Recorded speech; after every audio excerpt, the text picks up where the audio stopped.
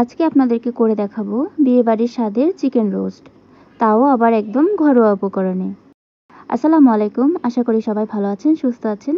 তো চলুন দেখে নেই কিভাবে এই চিকেন রোস্টটা রান্না করলাম। প্রথমেই মুরগির মাংসগুলোকে ভালোভাবে ধুয়ে পানি ঝরিয়ে নিয়েছি। এখন দিয়ে দিয়েছি 3 চা চামচ পরিমাণ লেবুর রস, তারপর দিয়ে দিয়েছি সামান্য পরিমাণে হলুদ গুঁড়ো আর লবণ। এবার সবগুলো উপকরণ মাখিয়ে মুরগির মাংসটা আধা ঘন্টার মতো রেস্টে রেখেছিলাম। এরপর মুরগির মাংসগুলো লাল লাল করে ভেজে নেব।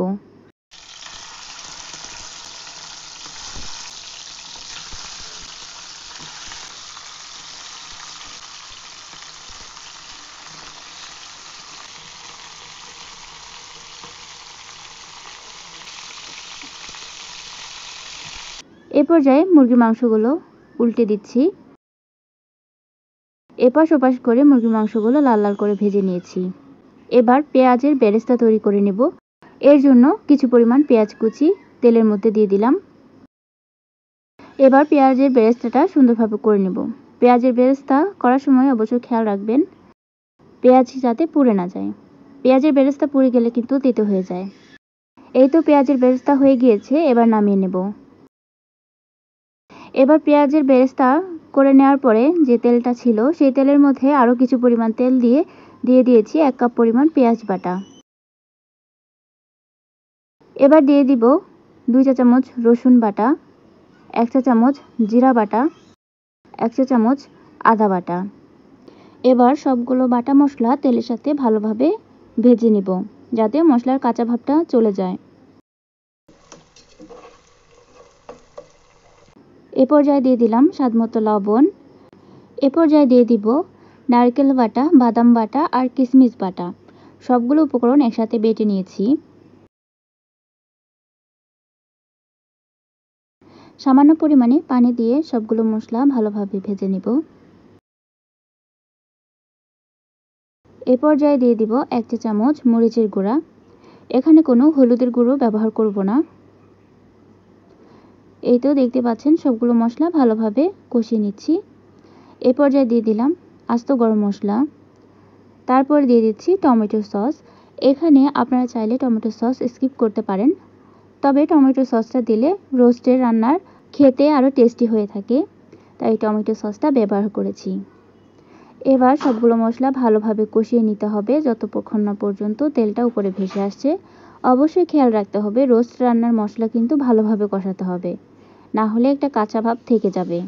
মশলাটা সুন্দরভাবে কষিয়ে নিয়েছি। এ পর্যায়ে ভেজে রাখা মুরগির মাংসগুলো দিয়ে দিব। এবার মুরগির মাংসগুলোকে মশলার সাথে ভালোভাবে নেড়ে চেড়ে একটু কষিয়ে নিতে হবে।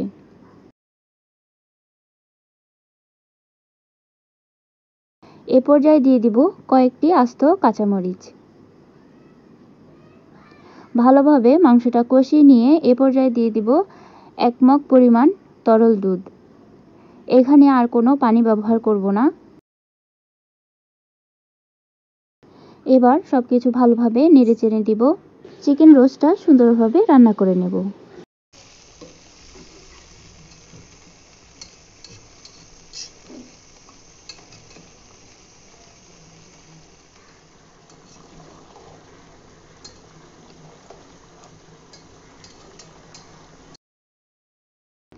এই তো দেখতেই পাচ্ছেন রোস্ট রান্না প্রায় হয়ে এসেছে, তেল উপরে ভেসে আসছে।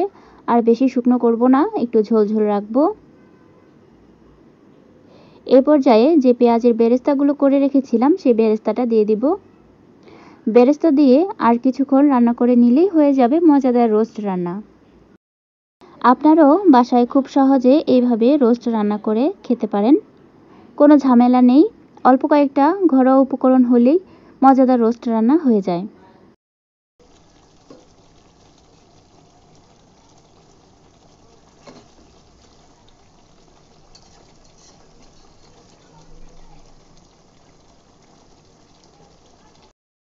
আজকের রেসিপিটি কেমন হয়েছে অবশ্যই কমেন্ট করে জানাবেন।